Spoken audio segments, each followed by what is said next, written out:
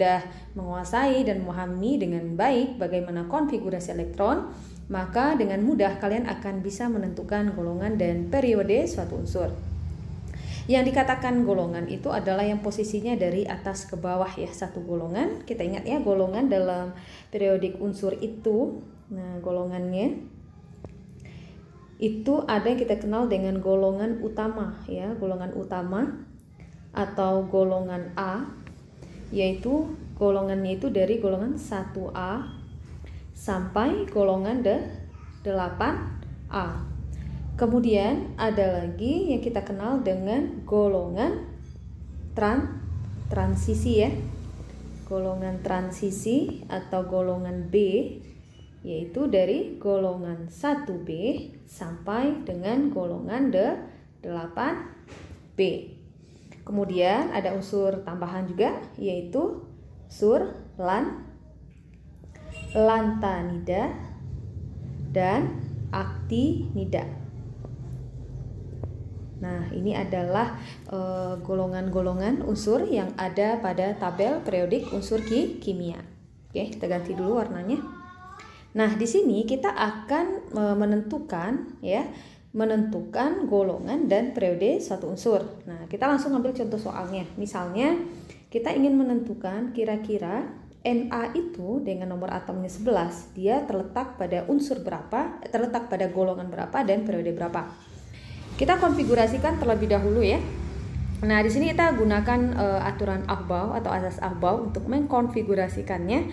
Kalian ingat lagi cara mengkonfigurasikan dengan menggunakan aturan Aufbau. Kalian mulai dari panah yang pertama ini. Nah, berarti ada 1S, ingat ya, S itu muatan elektron maksimumnya adalah 2. Oke, kita tuliskan ya, S-nya 2, P-nya masih ingat ya, 6, D-nya adalah 10. Sedangkan F itu muatan elektron maksimumnya adalah 14 ya. 10, 14, 2, 6, 10. Nah, berarti kita mulai dari panah yang pertama, 1S2. Kemudian panah yang berikutnya, yaitu 2S2. Kemudian 2P6. Nah, sebelum ke3S2 ya. Ini udah berapa ini elektronnya? 2, tambah 2 sudah 4, tambah 6 ya sudah 10. Karena dia 11 berarti tinggal, oke kita lanjutkan, 3S. Ya, 3S1. Ya kan? 3S1. Kita lihat, kulit pertama diisi oleh 2 elektron. Kulit yang kedua diisi oleh 2 tambah 6, 8 elektron. Kulit yang ketiga diisi oleh 1 elektron. Nah, untuk menentukan dia termasuk dalam golongan berapa. Nah, jadi elektron valensi atau elektron terluar ya. Jumlah elektron terluar atau elektron valensinya itu menunjukkan golongannya. Sedangkan kulit, nah kulit atau jumlah kulit ya atau banyak kulitnya itu menunjukkan periode. Jumlahnya ya, jumlah kulitnya. Kita lihat kulitnya di sini atau kita dulu golongan berapa ini kira-kira unsur Na atau natrium. Nah, dia termasuk dalam golongan, kita lihat elektron terakhirnya atau elektron valensinya itu adalah 1, berarti dia masuk dalam golongan 1A. Sedangkan periodenya, kita lihat kulit yang terbesarnya yaitu kulit ketiga. Maka unsur Na atau natrium itu dia berada pada golongan 1A dan periode ketiga. Nah, nanti kalian bisa cek ya pada tabel periodik unsur, Na itu terletak di golongan 1A dan periode yang ketiga. Nah, misalkan lagi kita ambil contoh yang lain ya, misalnya unsur Mg lah misalnya ya, kita coba ya unsur Mg. Mg nomor atomnya adalah 12 ya kan, Mg itu nomor atomnya adalah 12. Kita konfigurasikan unsurnya terlebih dahulu. Kita mulai dari, kita ganti light dulu ya warnanya biar kelihatan. Kita mulai dari panah yang di atas. Siapa? 1S2. Kemudian siapa lagi? Digeser ke panah yang berikutnya. Di sini ada 2S2. Berikutnya lagi, panah yang berikutnya ada siapa? 2P6, berhenti dulu, 2P6. Sudah berapa kira-kira? 2 tambah 2, 4, tambah 6 sudah 10. Kemudian kita lanjutkan lagi ke 3S2. 3s2. Nah gitu ya. Oke, sekarang kita cek. Pada kulit yang pertama terisi 2 elektron, pada kulit yang kedua terisi 8 elektron, pada kulit yang ketiga terisi 2 elektron. Nah, jadi elektron itu angka yang berada di atasnya tadi ya, yang pangkatnya. Nah, kira-kira unsur Mg atau magnesium ini dia terletak pada golongan berapa? Oke, kita cek dulu golongannya. Golongan ya. Nah, lihat elektron terluarnya. Nah, elektron terluarnya ini di kulit yang ketiga tadi kan, yaitu ada sebanyak 2 elektron. Berarti dia terletak pada golongan 2A. Ya, golongan 2A. Sedangkan periodenya, nah, periodenya lihat kulit yang terbesarnya. Kulit terbesarnya adalah 3. Berarti dia terletak pada periode yang ketiga. Oke, sekarang kita coba satu contoh soal lagi. Misalkan unsur yang kita ganti dulu ya warnanya.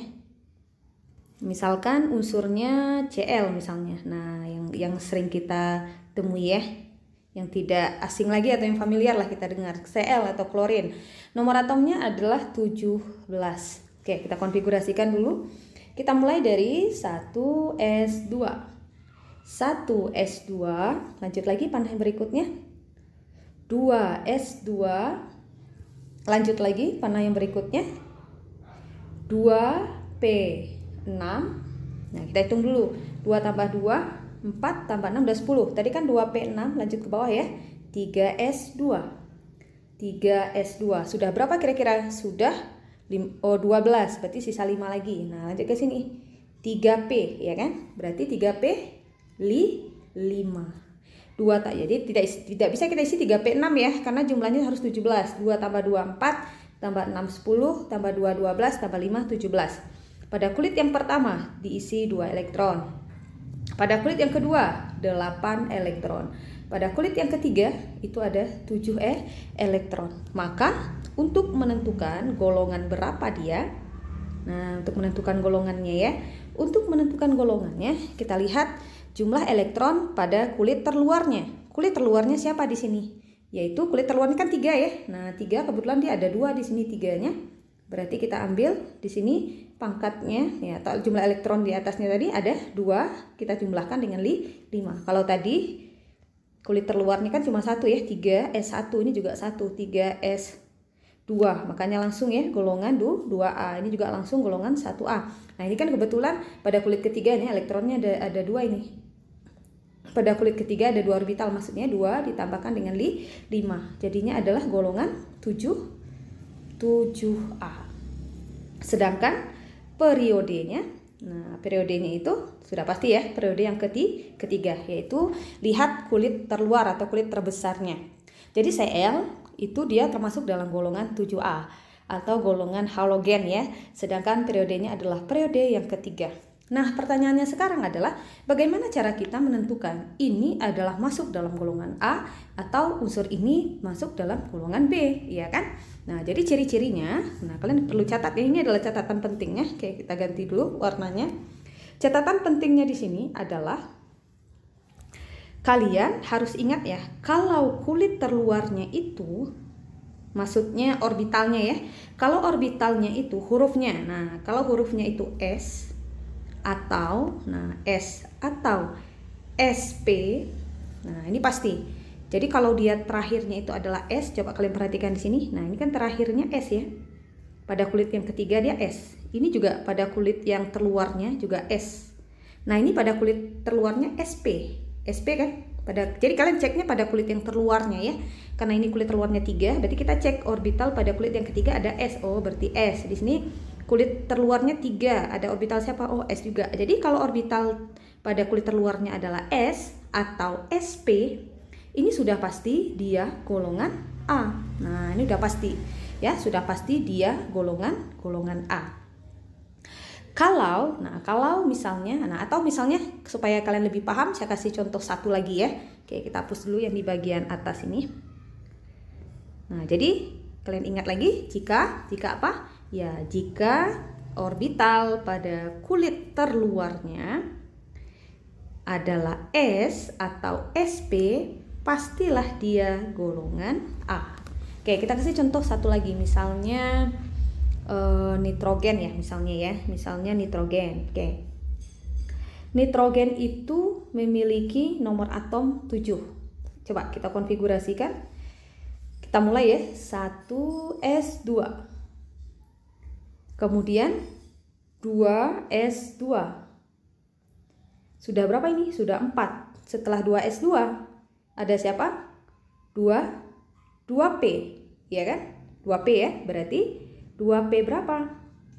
2p, 2 tambah 2, 4, tambah 3. Pada kulit pertama 2 elektron. Pada kulit yang kedua 2 tambah 3 ada 5 elektron.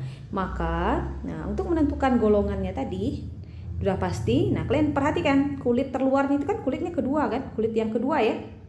Nah pada kulit yang kedua itu pada orbital S-nya ada 2 elektron, pada orbital P-nya ada 3 elektron. Makanya dia akan menjadi golongan 5A. Dituliskan dalam huruf Romawi ya, golongan 5A. Sedangkan periodenya kulit yang terluarnya yaitu 2. Jadi unsur nitrogen kalau kalian cek di tabel periodik unsur kimia, dia terletak pada golongan 5A dan periode yang kedua. Nah, kalian coba cek kok dia bisa jadi golongan A?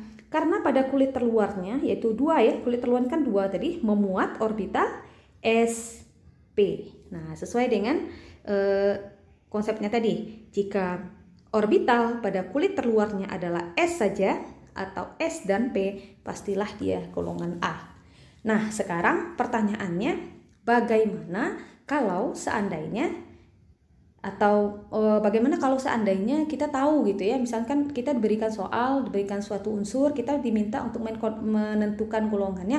Nah, dari mana kita tahu unsur itu termasuk dalam golongan A atau golongan B? Kalau golongan A tadi kan kita sudah tahu, asalkan pada kulit terluarnya memuat orbital S atau sp, pastilah dia golongan A. Nah, bagaimana dengan golongan B? Oke, next kita lihat pada video yang berikutnya.